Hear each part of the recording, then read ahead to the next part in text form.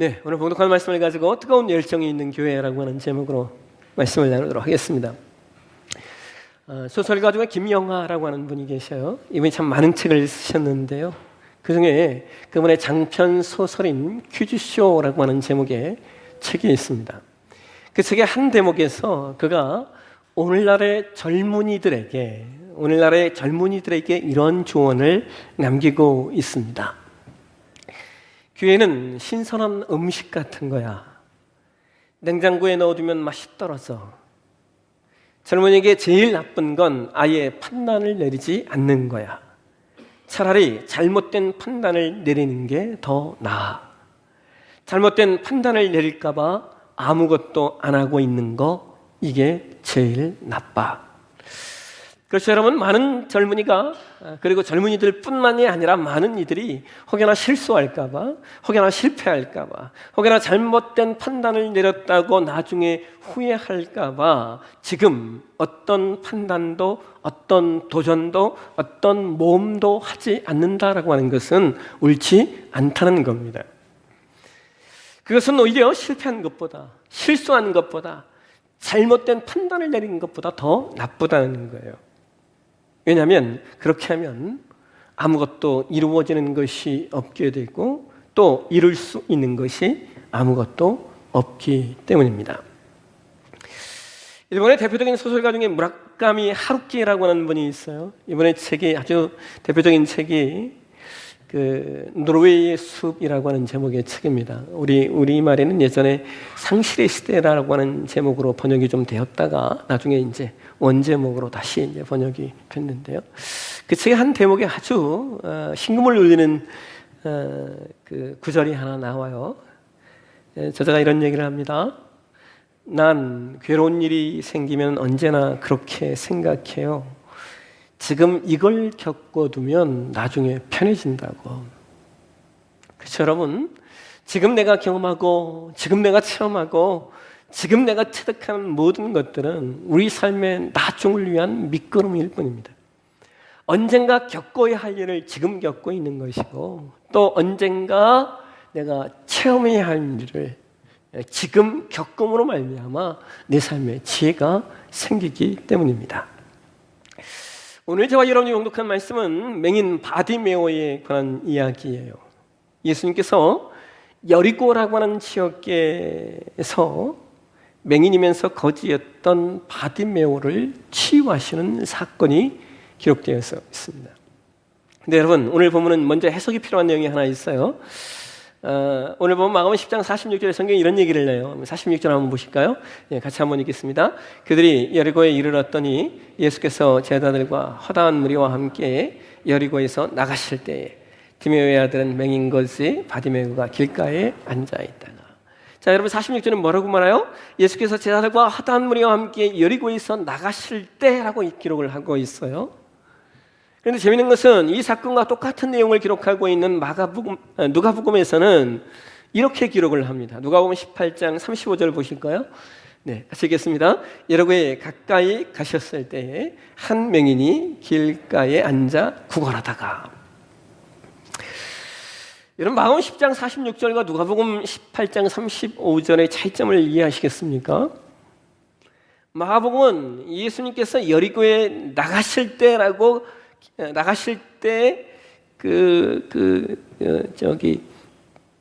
바디메오를 만났다라고 말하고 있는가 하면, 누가복음은 예수님이 여리고에 가까이 가셨을 때에 바디메오를 만났다라고 기록을 하고 있어요. 왜 똑같은 사건인데 마가와 누가의 기록이 다른 것일까요? 이유가 있습니다. 그 당시에 여리고는요, 구여리고와 신여리고가 있었어요. 구여리고는 구약시대에 존재했던 여리고이고요. 그 당시에 구여리고는 당시에 거의 버려졌던 도시입니다.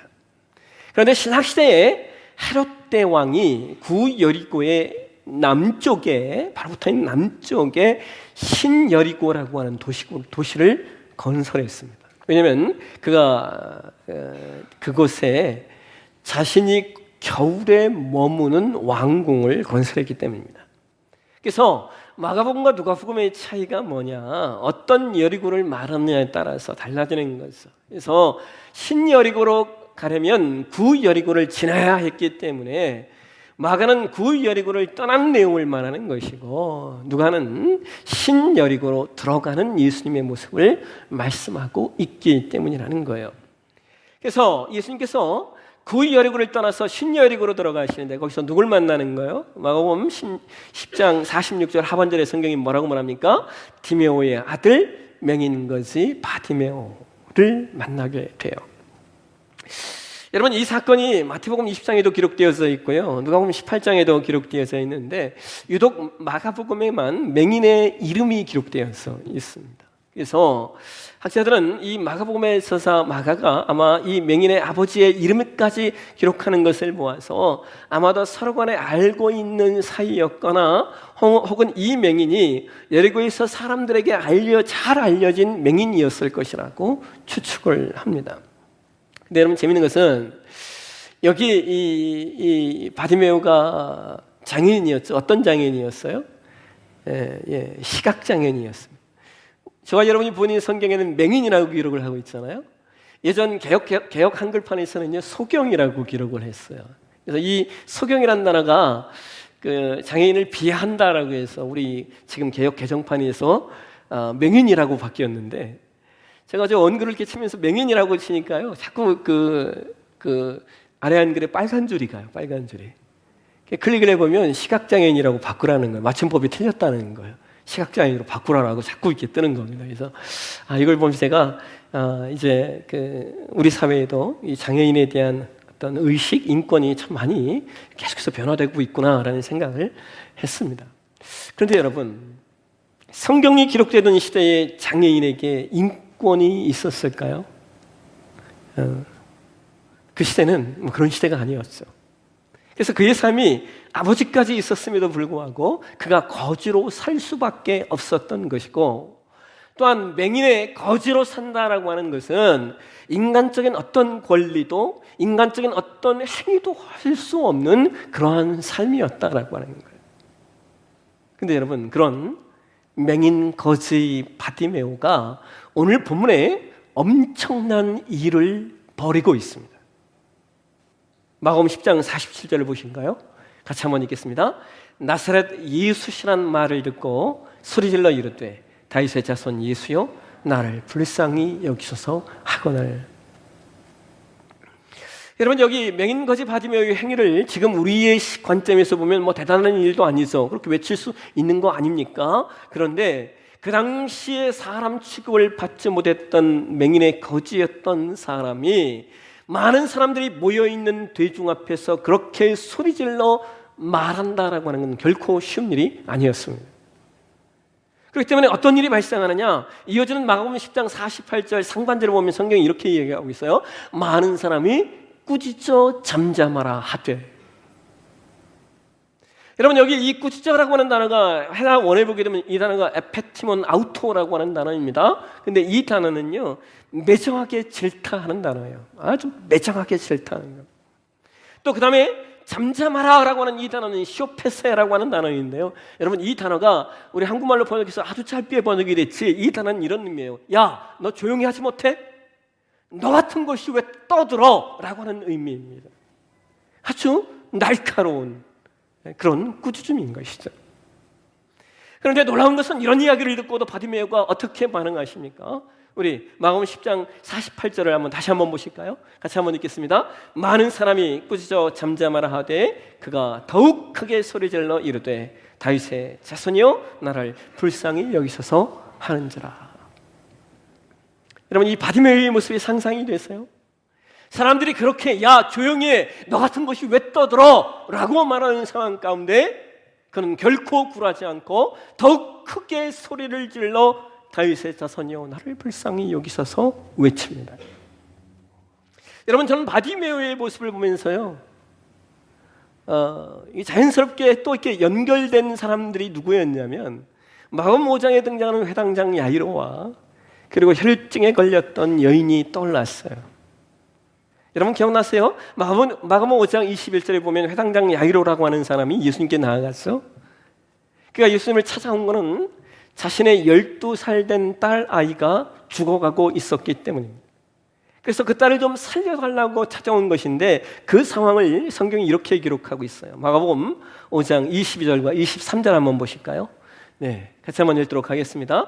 회당장 중에 하나인 야이로라 하는 이가 와서 예수를 보고 발 아래 엎드려 간곡히 구하여 이르되 내 어린 딸이 죽게 되었사오니 오셔서 그 위에 손을 얹으사 그로 구원을 받아 살게 하소서 하거늘.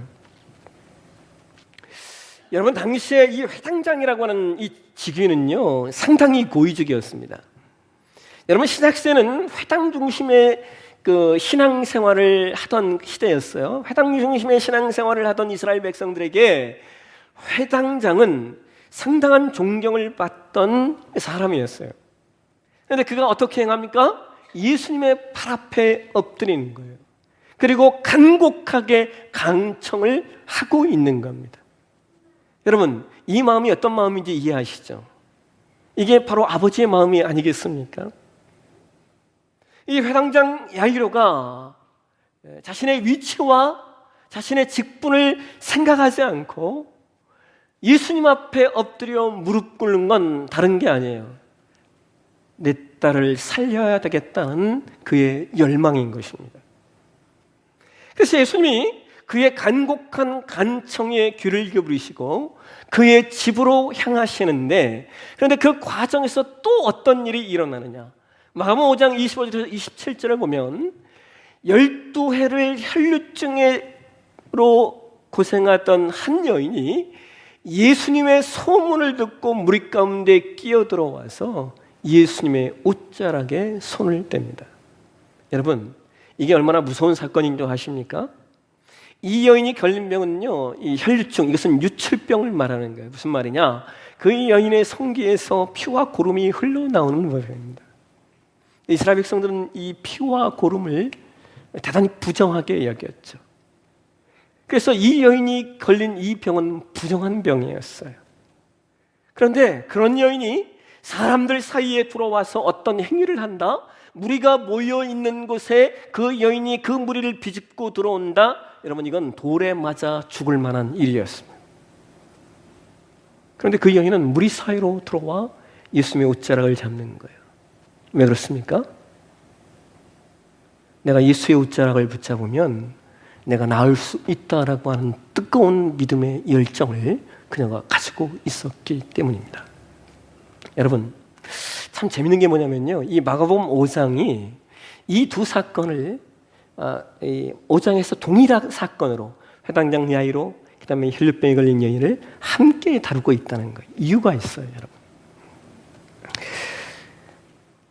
회당장 야이로의 딸이 몇 살에 지금 죽어가고 있는 거예요? 12살이죠. 혈류병에 걸린 여인이 몇 년 동안 병에 걸렸다고요? 12년입니다. 이 10이라는 숫자 때문에 마가복음 기자는 이 사건을 같이 다루고 있어요. 왜 그러냐면, 여러분, 이스라엘 백성들이 율법을 가지고 있었잖아요. 그런데 율법을 내 삶 가운데 실제적으로 적용을 하려면 율법을 해석해 주어야만 됩니다. 그래서 그 당시에 율법을 해석해놓은 내용들이 많이 있었어요.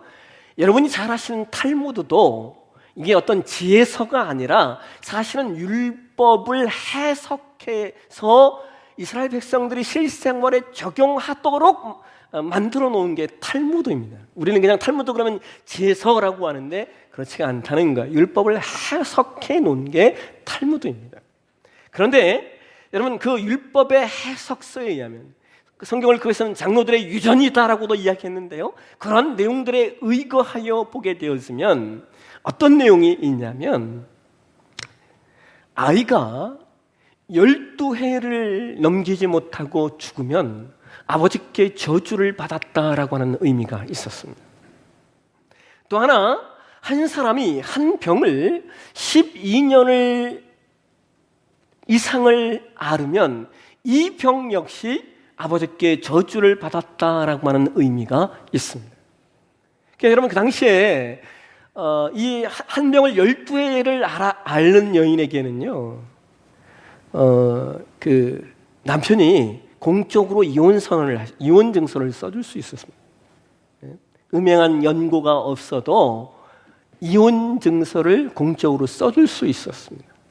왜냐하면 아버지께 저주를 받은 사람과 살 수 없기 때문이었어요. 근데 여러분, 이 회당장 야로의 딸과 혈중에 걸린 여인이 아버지께 저주를 받았다라고 하는 것이 어떤 의미냐면, 그들에게 아버지는 하나님을 의미하는 내용이기도 합니다. 다시 말하면 그들은 하나님께 저주를 받은 영혼들이라는 거예요. 여러분 어떠십니까? 하나님께 저주를 받은 영혼들이 왜 예수 그리스도 앞에 나아가는 것일까요? 여러분, 예수님이 이들의 병을, 이들의 죽음과 이들의 죽음에서 살리시고 이들의 병을 고치시는 이유는 다른 게 아니에요. 하나님이 그런 분이 아니시다라고 하는 거예요. 하나님은 하나님 안에 거하는 자들을 저주하시는 분이 아니시다라는 사실을 명확하게 알려주고 계신 거예요. 여러분, 중요한 건 이거예요. 이렇게 놀라운 역사가 어떻게 일어났습니까?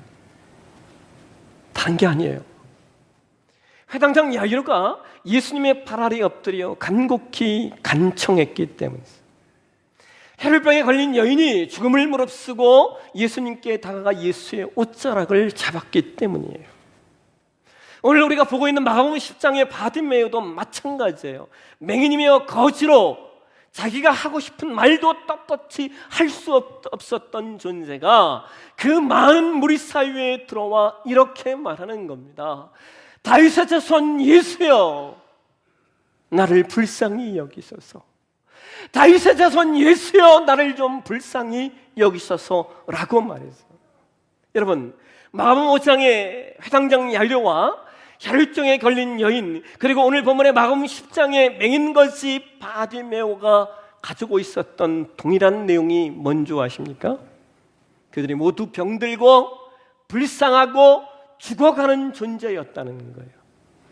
그런데 여러분, 그들에게는 그것만 있었던 것이 아닙니다.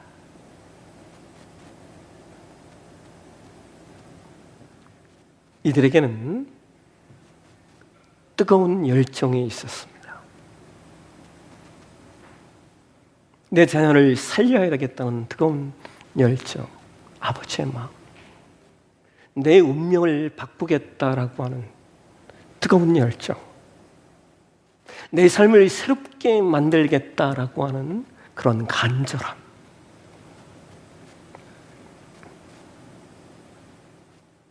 여러분, 세상의 모든 종교에는요, 모두 운명론적인 내용이 담겨져 있어요. 운명론적인 내용이 없는 종교가 없습니다. 기독교에도 운명론적인 내용으로 사람들에게 비춰지는 내용이 하나 있어요. 뭐냐면 예정론이라고 하는 거예요. 예정론. 그런데 여러분, 일반 종교의 운명론과 기독교의 예정론은 엄청난 차이점이 있어요.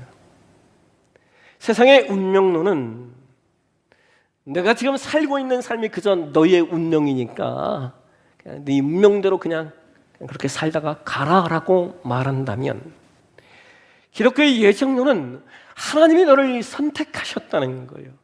그래서 너는 지금 너의 모습 그대로 살 수 없다는 겁니다.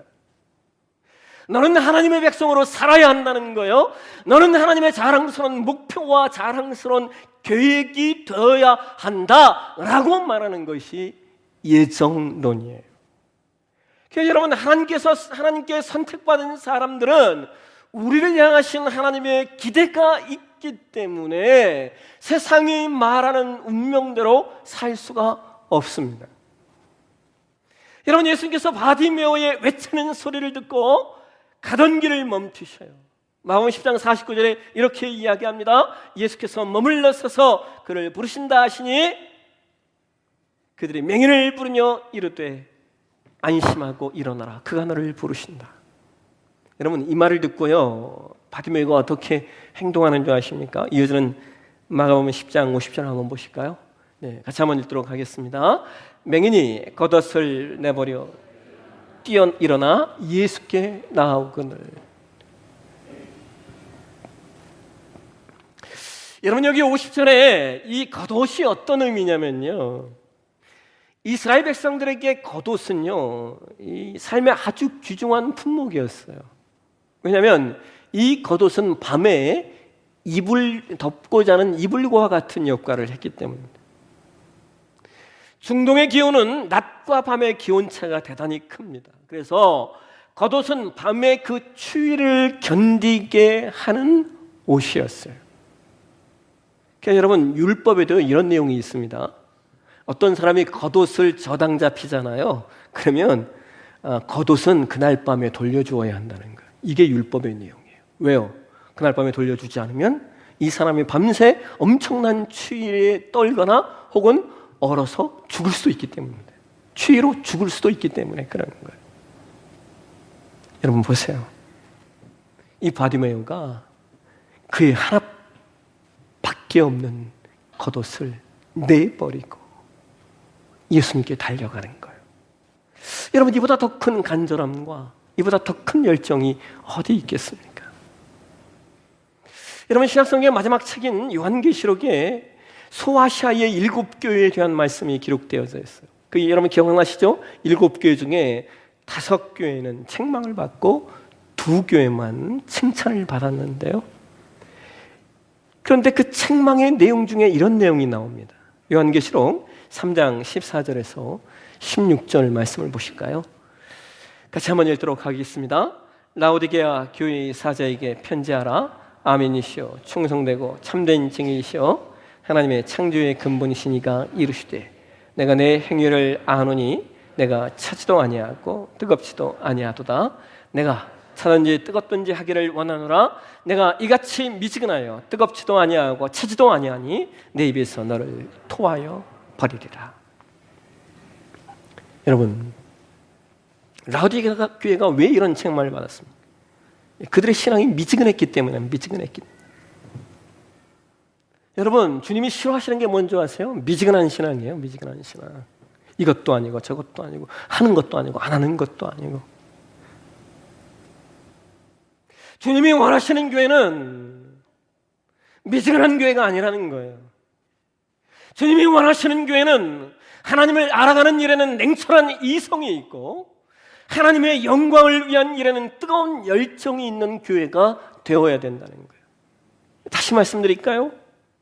주님이 원하시는 교회는 하나님을 알아가는 일에는 냉철한 이성이 작용하고 하나님의 영광을 위한 일에는 뜨거운 열정이 있는 교회, 이 교회가 주님이 기뻐하시는 교회라는 거예요. 여러분 오늘 우리 교회가 어떤 교회가 될 것인가?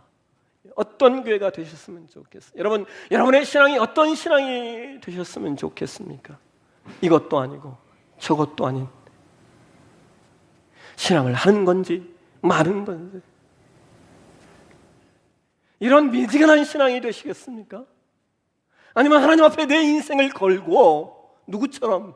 바디메오처럼 하나님 앞에 내 인생을 걸고 회당장 야이로처럼 하나님 앞에 내 인생을 걸고 예수의 옷자락을 잡았던 혈류병 걸린 여인처럼 여러분 어떤 신앙을 하시겠습니까?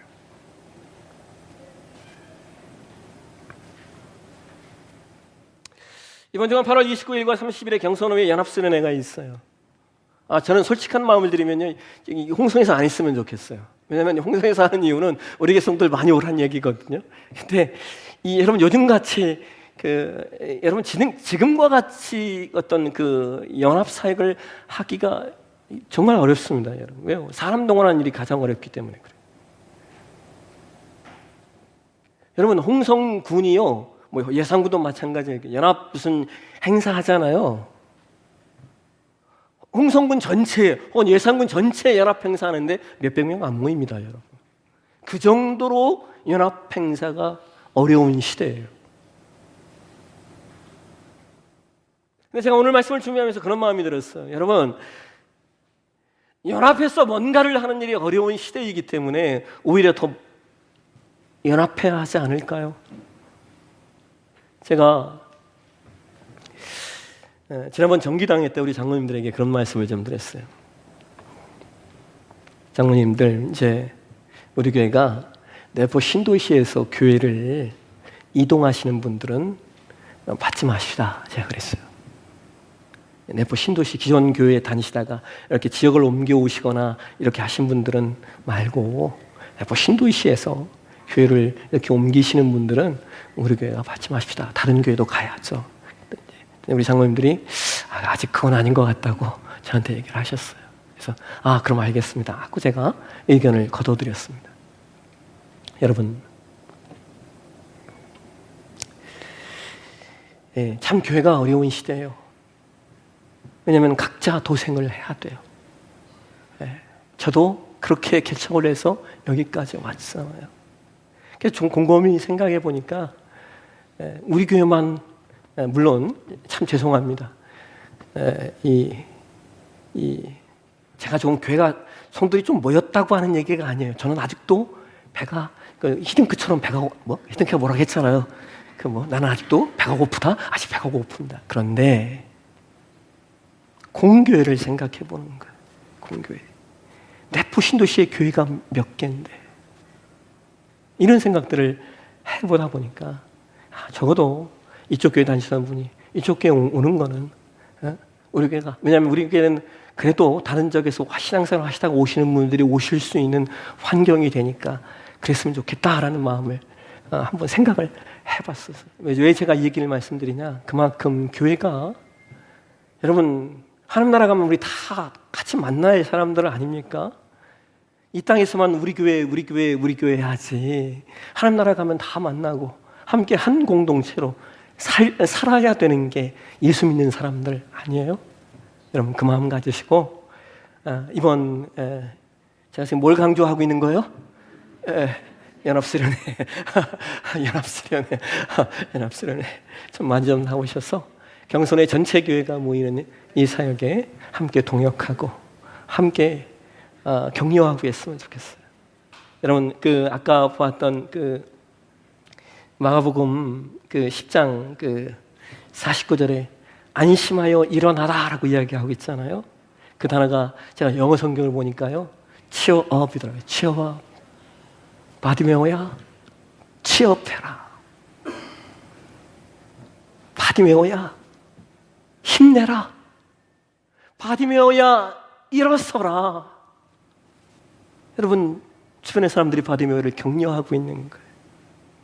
오늘 우리 내포 사랑의 교회도 이렇게 누군가에게 격려가 되는, 취업하자라고 말할 수 있는 그런 공동체, 그런 열정이 있는 교회 되어주시길 주의 이름으로 축원합니다.